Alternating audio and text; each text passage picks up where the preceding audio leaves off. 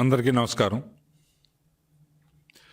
ఈరోజు విశాఖపట్నంలో రాష్ట్ర వ్యాప్తంగా ఆంధ్రుల హక్కు ఏదైతే ఉందో విశాఖ ఉక్కు, ఈ ఉక్కు పరిశ్రమకు సంబంధించి ఈరోజు ప్రభుత్వం ప్రతిపాదించినటువంటి ఈ డిజిన్వెస్ట్మెంటు ప్రైవేటీకరణ విధానానికి వ్యతిరేకంగా పెద్ద ఎత్తున పోరాటం సాగుతూ ఉంది. ఈ పోరాటాన్ని ప్రజల్ని ఈ పోరాటం వైపు నుంచి తప్పుదారి పట్టించేదానికోసం, ఈ పోరాటాన్ని తక్కువ చేసి చూపేదానికోసం విజయసాయిరెడ్డి గారు ఈరోజు రాష్ట్రంలో A2గా పేరుగాంచి ఎవరైతే ఈ రాష్ట్ర ప్రభుత్వం తరఫున 420 బ్యాచ్కి లీడర్గా ఉన్నాడో ఆ పెద్ద మనిషి, అటనే అవంతి శ్రీనివాస్ ఒక కబ్జాల మంత్రి, వీళ్ళు ప్రజలను తప్పుదారి పట్టించేదానికోసం శతవిధాలా ప్రయత్నిస్తున్నారు. వీళ్ళకి తోడుగా రాష్ట్ర ప్రభుత్వ చీఫ్ విప్ అయినటువంటి గండికోత శ్రీకాంత్ రెడ్డి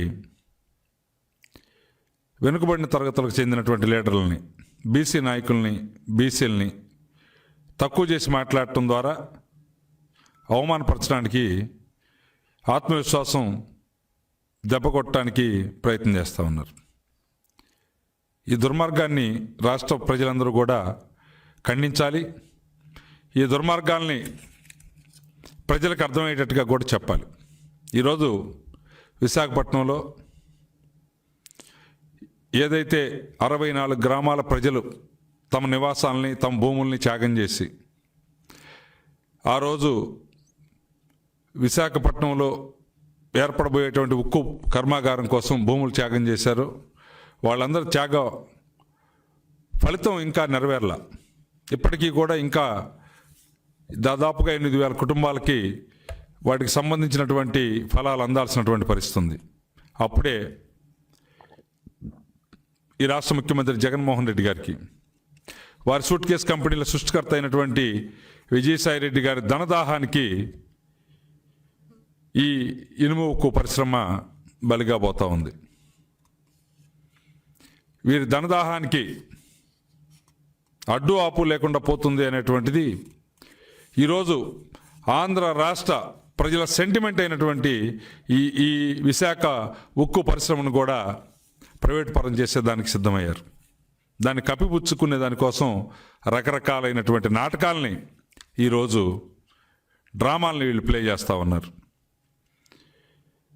2019లోనే 19వ సంవత్సరంలోనే పోస్కో కంపెనీ ప్రతినిధులు ఎవరైతే ఈ దక్షిణ కొరియాకు సంబంధించినటువంటి సంస్థ ఉందో, ఈ సంస్థ ప్రతినిధులతోటి సాక్షాత్తు జగన్మోహన్ రెడ్డి రాష్ట్ర ముఖ్యమంత్రి వారి నివాసం అయినటువంటి తాడేపల్లి రాజప్రసాదంలో కూర్చోబెట్టుకొని సెటిల్మెంట్ చేసుకున్నారు. ఆ విషయమై ఇనుము ఉక్కు శాఖ మంత్రిగా ఉన్నటువంటి ధర్మేంద్ర ప్రధాన్ గారితో ఈ విషయాల్ని నివేదించారు. దీంట్లో పర్సంటేజీలు సెటిల్ చేసుకున్నారు. ఈ ఇనుము ఉక్కు పరిశ్రమని ఆంధ్రప్రదేశ్కి తలమానికంగా ఉండి ఫ్రైడ్ ఆఫ్ విశాఖగా కొనసాగుతూ ఉన్నటువంటి ఈ ఇనుము ఉక్కు పరిశ్రమని వారికి దారాదత్తం చేసేదానికోసం కేంద్ర ప్రభుత్వ పెద్దల దగ్గర, కేంద్ర ప్రభుత్వ మంత్రివర్గంతో, ప్రధానమంత్రితో కూడా ఈ ఫేక్ ముఖ్యమంత్రి, ఈ గజదొంగ ముఖ్యమంత్రి అనేక దఫాలుగా ఈయన ఢిల్లీ జరిపినటువంటి పర్యటనలో భాగంగా చర్చలు చేశారు. ఈరోజు ఏమీ ఎరగనట్టు నంగనాచిలాగా ఈరోజు కేంద్ర ప్రభుత్వం రాత్రికి రాత్రే నిర్ణయం తీసుకున్నట్టు, ఈయనకేమీ తెలియనట్టు దీని మీద ఒక లేఖ రాశాడు. సాక్షాత్తు పార్లమెంట్లో ఆ శాఖ మంత్రి ఈ విషయం బయటపెట్టే వరకు కూడా ఈ నంగనాచిక నాటకాలు ఆడటానికి ఈ రాష్ట్ర ఫేక్ ముఖ్యమంత్రి జగన్మోహన్ రెడ్డి ప్రయత్నం చేశాడు. తీరా బయటపడేసరికి కొత్త రకం నాటకాలకు తెరలేపారు. లేఖ రాశాడంట. వాళ్ళ పార్టీలో గెలిచి ఈ నిరంకుశ పోకడలను తట్టుకోలేక ప్రజాస్వామ్యాన్ని పరిరక్షించమని చెప్పేసి అడిగినటువంటి రఘురామకృష్ణరాజు ఒక పార్లమెంటు సభ్యుని యొక్క హోదాలు తగ్గించడం కోసం, అతని పైన చర్యలు తీసుకునే దానికోసం ప్రత్యేక విమానంలో ఢిల్లీ వెళ్ళినటువంటి ఈ ప్రబుద్ధుని యొక్క యంత్రాంగం, మంత్రాంగం ఈ రాష్ట్రానికి తలమానికమైనటువంటి లక్షల కోట్ల విలువ చేసేదే కాకుండా లక్షల కుటుంబాలకి ఉపాధి చూపించి నీడనిచ్చేటువంటి పరిశ్రమ ప్రైవేటు పరం కాబోతూ ఉంటే, పరిశ్రమ మూసివేతకు పదాలు పడుతూ ఉంటే లేఖ రాస్తాడంట. ఎంత బాధ్యత లేనితనం! దీన్ని ప్రజలు గుర్తిస్తారని ఎమ్మటే ఏటు ఈరోజు విజయసాయిరెడ్డి ఓ ప్రకటన చేస్తాడు. రేపు 20వ తేదీ నుంచి 22 కిలోమీటర్ల పాదయాత్ర చేస్తా అంటే మహానుభావుడు. 22 కిలోమీటర్లు ఈ ప్రపంచంలో ఎవరు చేయనటువంటిది. 22 కిలోమీటర్ల పాదయాత్రకు గొప్ప పిలుపు, గొప్ప పోరాట కార్యక్రమంగా ఆయన దాన్ని పిలిపిస్తూ ఉన్నాడు. ఎంత బాధ్యత లేనితనం! 28 మంది పార్లమెంట్ సభ్యులు, లోక్సభలో రాజ్యసభలో పార్లమెంట్ సభ్యులను పెట్టుకొని ఈ రాష్ట్రానికి ముఖ్యమంత్రిగా ఉండి బడాయి మాటలన్నీ చెప్పి ప్రత్యేక హోదా తెస్తాం, రాష్ట్రాన్ని అభివృద్ధి చేస్తాం, పరిశ్రమలు తెస్తామని ఈ రోజుకి సారా బట్టీలు తప్ప కొత్త పరిశ్రమ తేనటువంటి ముఖ్యమంత్రి ఉన్న పరిశ్రమల్ని తరిమేసే దానికోసం కావాల్సినటువంటి ప్రయత్నం చేస్తూ ఉన్నాడు. అదేమంటే ఆ అవంతి శ్రీనివాస్ కబ్జాల మంత్రి మాట్లాడతాడు చంద్రబాబు నాయుడు గారికి విదేశీ కంపెనీల మీద మోజు అని. ఎస్, కొత్తగా వచ్చేటువంటి పరిశ్రమలు రాష్ట్రీయమైన, దేశీయమైన, విదేశీయమైన ఈ రాష్ట్రంలోకి పరిశ్రమలు తీసుకొని వచ్చి కొత్త పరిశ్రమలు స్థాపించేదానికి మోజుంటంలో వచ్చిన ఇబ్బంది లేదు. ఉన్న పరిశ్రమల్ని, ప్రభుత్వ రంగ పరిశ్రమల్ని దారాదత్తం చేసే దానికోసం, చీకటి ఒప్పందాలు చేసుకునే దానికోసం, దానిలో ఉన్నటువంటి మిగులు భూముల్ని ఏదైతే ఈరోజు భోగాపురం ఎయిర్పోర్టుకు సంబంధించినటువంటి ఒప్పందంలో 500 ఎకరాలు కొట్టేయడానికి విజయసాయిరెడ్డి, జగన్మోహన్ రెడ్డి అండ్ కంపెనీ ఎలా పనిచేస్తూ ఉందో, అలాగే ఈ విశాఖ ఇనుము ఉక్కు పరిశ్రమకు సంబంధించినటువంటి దానిలో మిగులుగా ఉన్నటువంటి 8,000 ఎకరాల భూముల్లో వాటా కొట్టేయడం కోసం జగన్మోహన్ రెడ్డి ఆడిచ్చే నాటకంలో భాగంగా విజయసాయిరెడ్డి ఆడుతుంటే ఈ తిక్కల అవంతి శ్రీనివాసు పిచ్చి మాటలు మాట్లాడుకుంటా ఉన్నాడు. వీళ్ళకి తోడు ఇలా గండికోట శ్రీకాంత్ రెడ్డి మాట్లాడతాడు. ఈ పెద్దరెడ్డి గారు బీసీల మీద ఏంటో మరి ఈయనకంత అక్కసు. ఇటు బీసీలు అంటే ఉద్యమాలు చేయకూడదా? బీసీలకు అర్హత లేదా? ఈ రాష్ట్రంలో బీసీలు లేనటువంటి ఉద్యమం ఏమైనా ఉందా? ఆయన ఎందుకు చేయాలి, ఈయన ఎందుకు చేయాలి, వీళ్ళు చేయొచ్చు కదా, వాళ్ళు చేయొచ్చు కదా, నీతి వల్లే వేస్తూ ఉన్నాడు. ఆ ప్రాంతంలో ఓ బలమైనటువంటి నాయకుడు పల్లా శ్రీనివాస్ గారు తెలుగుదేశం పార్టీలో. ఆయన ఉద్యమానికి నాయకత్వం వహించాడు, ప్రజలను సమైక్యపరిచాడు. వీళ్ళు చేసేటువంటి ఈ ప్రైవేటీకరణకు వ్యతిరేకంగా జగన్మోహన్ రెడ్డి, విజయసాయి రెడ్డి కొట్టేయాలనుకున్నటువంటి ఆ పరిశ్రమలో భూముల్ని కొట్టేయనీయకుండా అడ్డం పడుతున్నాడని కులాలని, మతాలను తీసుకొని వచ్చి మాట్లాడతావా శ్రీకాంత్ రెడ్డి? నువ్వు ప్రభుత్వ చీఫ్ విప్గా ఉన్నావు, ఆ మాత్రం బుద్ధి జ్ఞానం ఉండక్కర్లా? కులాలు పెట్టి మాట్లాడతారా, తరగతులు పెట్టి మాట్లాడతారా? ఈ బాధ్యత లేని మాటల్ని మానుకోవాలి. నీ ప్రభుత్వానికి చేత అయితే, చిత్తశుద్ధి ఉంటే అఖిలపక్షమై నువ్వు నాయకత్వం వహించు, మోడీ దగ్గరికి వెళ్దాం పదా. లేదా పార్లమెంట్లో ఉన్నటువంటి నీ 28 మంది పార్లమెంట్ సభ్యులు, రాజ్యసభలో ఉన్నటువంటి 6 పార్లమెంట్, లోక్సభలో ఉన్నటువంటి 22, మొత్తం 28 మంది పార్లమెంట్ సభ్యులు ఉన్నారు. కేవలం నీ కేసుల మాఫీ కోసం, నీ కేసుల యొక్క విచారణ వేగంగా జరపకుండా ఉండడం కోసం, లేదా నువ్వు విశాఖపట్నంలో రాజధాని పేరుతో చేసుకున్నటువంటి భూదందాకి అడ్డాలు రాకుండా ఉండడం కోసం మాత్రమే వీళ్ళందరినీ వాడుకుంటావా? లేకపోతే ఈ రాష్ట్రంలో ఉన్నటువంటి పరిస్థితుల్ని పరిగణలోకి తీసుకొని ఈ రాష్ట్రానికి తలమానికమైనటువంటి ఈ ఇనుము పరిశ్రమను కాపాడే దానికోసం వాడతావా? నువ్వు నిర్ణయం చేసుకోవాల్సిన టైం వచ్చింది. నువ్వు చేసే 22 కిలోమీటర్ల పాదయాత్ర నీ మార్నింగ్ ఈవినింగ్ వాక్కులు కాదు విజయసాయిరెడ్డి. దానివల్ల ఏం ప్రయోజనం లేదు.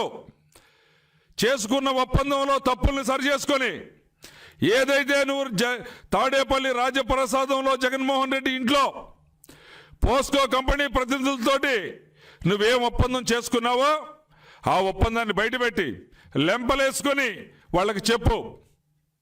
పోస్కో కంపెనీ ప్రతినిధులకు చెప్పండి, నా రాష్ట్ర ప్రజానీకం అంగీకరించే పరిస్థితిలో లేరు, నన్ను ఈ రాష్ట్రంలో కూడా ఉండించే పరిస్థితిలో ఉండరు. కాబట్టి తప్పో ఒప్పో జరిగింది, ఈ బేరం నుంచి, ఈ చీకటి ఒప్పందం నుంచి నేను బయటికి వెళుతున్నాను. ఈ ఇనుము ఉక్కు పరిశ్రమని ప్రైవేట్ పరం చేయటం, మీకు దారాదత్తం చేయటం మాకు సాధ్యం కాదు అని చెప్పు.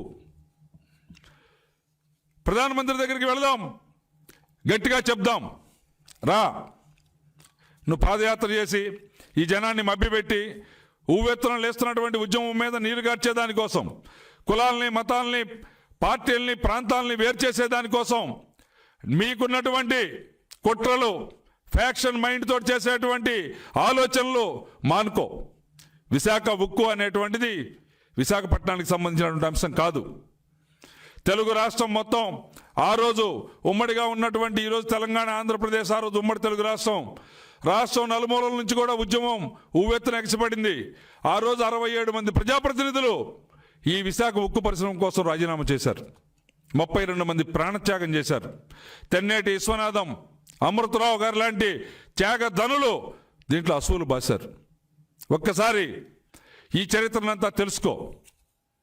చీమలు పుట్ల పెడితే పాములు దూరినట్టుగా ప్రజలందరూ కలిసి, ప్రజలు కట్టినటువంటి పన్నులతోటి, ప్రజలు చేసినటువంటి త్యాగాలతోటి, ప్రజలు ఇచ్చినటువంటి భూములతోటి వచ్చినటువంటి సంస్థల్లోకి విజయసాయిరెడ్డి, జగన్మోహన్ రెడ్డి మీరేదో కొన్ని కంపెనీలను తీసుకొని వచ్చి దాంట్లో దూరి పాగా వేయాలి అనేటువంటి ఆలోచన చేస్తే, సుమతి శతకంలో చెప్పినట్టుగా బలవంతమైన సర్పం సలిచీమల చేత చిక్కి చచ్చినట్లుగా మీకు దిక్కులేనటువంటి పరిస్థితి రాష్ట్రంలో వస్తుంది. కాబట్టి ఆలోచన చెయ్యండి, చరిత్రని తెలుసుకోండి. ఇనుము ఉక్కు పరిశ్రమని కాపాడేదానికోసం, దాని వెనకమాల ఉన్నటువంటి పరిస్థితిని అర్థం చేసుకోండి. 30 సంవత్సరాల క్రితం 4,953 కోట్ల రూపాయలు ఈ ప్రభుత్వం ఖర్చు పెడితే, ఈరోజు విశాఖ ఇనుము ఉక్కు పరిశ్రమ 43,099 కోట్ల రూపాయల ప్రభుత్వానికి ట్యాక్సులు కట్టింది. ఆ రంగంలో పనిచేస్తున్నటువంటి అనేక మంది ఉద్యోగస్తులు ఈరోజు కేంద్ర రాష్ట్ర ప్రభుత్వాలకి ట్యాక్స్ కడుతూ ఉన్నారు. ఇవన్నీ కూడా ఒకసారి గుర్తు చేసుకోండి. కేవలం మీ ధనదాహానికి, మీ భూదాహానికి, ఈ ప్రజల ఆస్తిని దోచిపెట్టేటువంటి, దారదత్తం చేసేటువంటి, వాటాలు కొట్టేసేటటువంటి మీ మూర్ఖపు ఆలోచనల్ని, మీ దొంగ ఆలోచనల్ని మానుకొని, మహానుభావుల స్ఫూర్తిని గుర్తు తెచ్చుకొని అందరం కలిసి ముందుకు పోయేదానికోసం కలిసి వస్తారా?